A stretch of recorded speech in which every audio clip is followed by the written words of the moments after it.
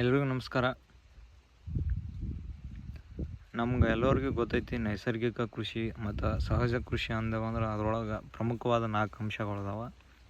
ಒಂದನೇದು ಜೀವಾಮೃತ, ಎರಡನೇದು ಬೀಜಾಮೃತ, ಅದಾದ್ಮ್ಯಾಗ ಹೊದಿಕೆ ಅಥವಾ ಮುಚ್ಚಿಗೆ ಅಂದ್ರೆ ಮಲ್ಚಿಂಗ್, ಇನ್ನೊಂದು ಹ್ಯೂಮಸ್ ಅಂತ ಕರೀತಾರೆ. ಅಂದ್ರೆ ಸಾವಯವ ಕಾರ್ಬನ್ ನಮ್ಮ ಭೂಮಿಯೊಳಗಿರಬೇಕು, ಅದೊಂದು. ಈ 4 ಅಂಶದ ಮ್ಯಾಗ ಈ ನೈಸರ್ಗಿಕ ಕೃಷಿ ಅನ್ನೋದು ಐತಿ. ಇದೊಂದು ಎಕರೆ ಮಾಡಲ್ ಏನೈತಿ, ಇದು ಪಾಳೆಕರ್ ಮೆಥಡ್ ಒಳಗೆ ಮಾಡ್ಬೇಕಂತೇಳಿ ಪ್ಲ್ಯಾಂಟೇಷನ್ ಮಾಡೈತಿ. ಸದ್ಯಕ್ಕೆ ಪೂರ್ತಿ ಪ್ಲ್ಯಾಂಟೇಷನ್ ಆಗಿಲ್ಲ. ಈಗ ಗಿಡ್ಡ ತಳಿ ತೆಂಗು ಮತ್ತು ಚಿಕ್ಕು ನಿಂಬೆ ಇಷ್ಟೇ ಪ್ಲ್ಯಾಂಟೇಷನ್ ಮಾಡೈತಿ. ಇನ್ನು next coconut tall variety plantation ಮಾಡ್ಬೇಕಾಗೈತಿ.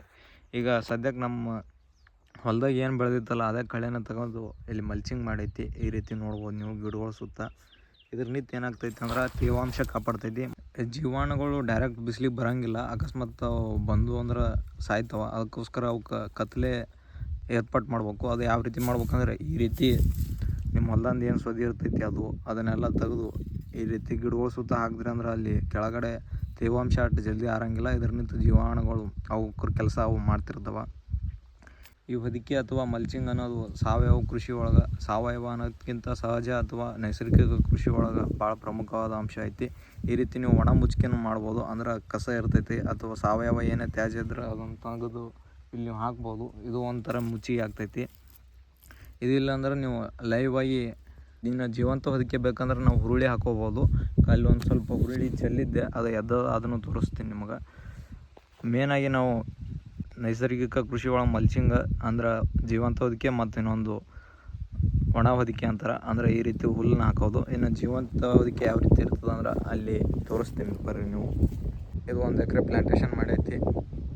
ಇಲ್ಲಿರೋ ಕಳೆನ ಕಿತ್ತಿ ಅದ್ರ ಗಿಡಗಳ ಹತ್ರ ಹಾಕೈತಿ. ಮತ್ತು ಸುತ್ತ ಈ ರೀತಿ ನೈಟ್ರೋಜನ್ ಫಿಕ್ಸೇಷನ್ ಮಾಡೋ ಸಂಬಂಧ ಶಾಣಕ್ಕೆ ಹಾಕೈತಿ. ಇನ್ನು ಪ್ಲ್ಯಾಂಟೇಷನ್ ಭಾಳ ಉಳ್ದೈತಿ, ಮಾಡಬೇಕು. ಒಂದು 30% ಈಗ ಕೆಲಸ ಆಗೈತಿ, ಇನ್ನು 70% ಬಾಕಿ ಐತಿ. ಈಗ ಸದ್ಯಕ್ಕೆ ಪ್ಲ್ಯಾಂಟೇಷನ್ನಿಗೆ ಕರೆಕ್ಟ್ ಟೈಮ್ ಅಲ್ಲತ್ತ, ಅದಕ್ಕೋಸ್ಕರ ಬಿಟ್ಟಿವಿ. ಮುಂದೆ ಫೆಬ್ರವರಿಗೆ ಮಾಡಬೇಕು.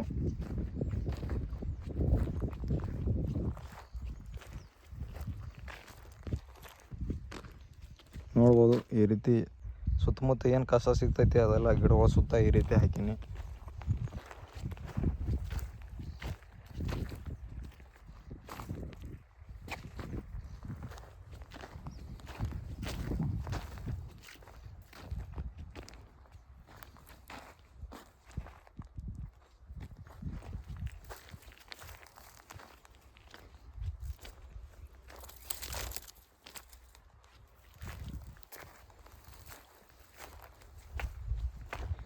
ಈಗ ಇದು ಸೆಣಬನ್ನ ಯಾಕೆ ಹಾಕಿವು ಅಂದ್ರೆ ಇದು ನೈಟ್ರೋಜನ್, ಈ ಬೆಳೆಗೆ ಬೇಕಾದ ನೈಟ್ರೋಜನ್ ಇದು ಸೆಣಬು ಕೊಡ್ತೈತಿ. ಇದು ಇನ್ನೊಂದು ಸ್ವಲ್ಪ ದೊಡ್ಡದಾದ್ಮೇಲೆ ಇದನ್ನ ಇಲ್ಲೇ ಕಟಾವು ಮಾಡ್ತೀನಿ, ಕಿತ್ತಲ್ಲ ಅಂದ್ರೆ ಹಿಂಗೆ ಕೊಯ್ದು ಇಲ್ಲೇ ಹಾಕಿಬಿಡ್ತೀನಿ.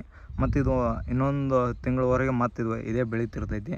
ಪೂರ್ತಿ ಕಿತ್ತು ಹಾಕಿದ್ರೆ ಅದು ಪರ್ಮನೆಂಟಾಗಿ ಹೋಗ್ಬಿಡ್ತೈತಿ. ಆದರೆ ಒಂದು ಸ್ವಲ್ಪ ಕಟ್ ಮಾಡೋದ್ರಿಂದ ಇದನ್ನು ನಾವು 2 ಸಲ ಯೂಸ್ ಮಾಡ್ಕೋಬೋದು. ಆ ಉದ್ದೇಶದಿಂದ ಇದು ಸೆಣಬನ್ನ ಇಲ್ಲ ಈ ರೀತಿ ಸುತ್ತ ಹಾಕೀನಿ.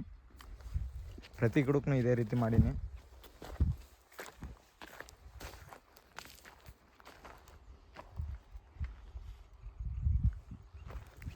ನೀವು ಇಲ್ಲಿ ಈಗ ನಾ ಇಲ್ಲಿ ಸೆಣಬು ಹಾಕಿನಲ್ಲ, ಇದ್ರ ಬದಲಿ ನೀವು ನಿಮ್ಗೆ ಬೇಕಾದಂಥ ಕಾಯಿಪಲ್ಯಗಳನ್ನ ಹಾಕೋಬೋದು. ಕಾಯಿಪಲ್ಯ ಅಂದ್ರೆ ತರಕಾರಿ ಸೊಪ್ಪುಗಳು. ನೀವು ಲೈವ್ ಮಲ್ಚಿಂಗ್ ಮಾಡ್ತಿದ್ರಂದ್ರೆ ಹುರುಳಿ ನಿಂತು ಈ ರೀತಿ ಮಾಡ್ಬೋದು. ಆದರೆ ಇದು ಏನಾಗ್ತೈತೆ ಅಂದ್ರೆ ನಾವು ಆವಾಗ ಇದನ್ನು ಸರಿಯಾದ ಟೈಮಿಗೆ ಕಿತ್ತಬೇಕು. ಅಕಸ್ಮಾತ್ ಕಿತ್ತಲಿಲ್ಲ ಅಂದ್ರೆ ನಮ್ಮ ಗಿಡಕ್ಕೆ ಹಬ್ಕೋತದ. ಇದ್ರ ನಿಂತ ನಮ್ಮ ಗಿಡದ ಬೆಳವಣಿಗೆ ತೊಂದರೆ ಆಗ್ತೈತಿ. ಅದಕ್ಕೆ ಸ್ಟಾರ್ಟಿಂಗ್ ಗಿಡಗಳು ಇನ್ನೂ ಸಣ್ಣ ಇರುವಾಗ ಲೈವ್ ಮಲ್ಚಿಂಗ್ ತಿಕ್ಕ ನಮ್ಮದು ಒಣ ಮಲ್ಚಿಂಗ್ ಅಂದ್ರೆ ಒಣ ಹೊದಿಕೆ ಏನಿರ್ತೈತಿ ಅದೇ ಹಾಕೋದು ಚಲೋ.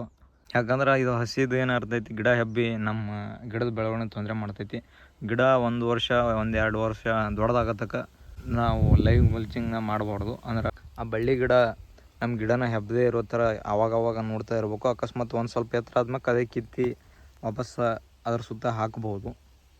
ಮತ್ತು ನಮ್ಮ ತೋಟದಾಗ ನೆಕ್ಸ್ಟ್ ಏನು ಮಾಡಿದ್ರು ವಿಡಿಯೋ ಮಾಡಿ ಅಪ್ಲೋಡ್ ಮಾಡ್ತಿರ್ತೀನಿ. ನಮ್ಮ ಚಾನಲ್ಗೆ ಸಬ್ಸ್ಕ್ರೈಬ್ ಆಗ್ರಿ. ನಾವು ನೀವು ಕೂಡಿ ಈ ತೋಟನ ನಿರ್ಮಾಣ ಮಾಡೋ ಮತ್ತು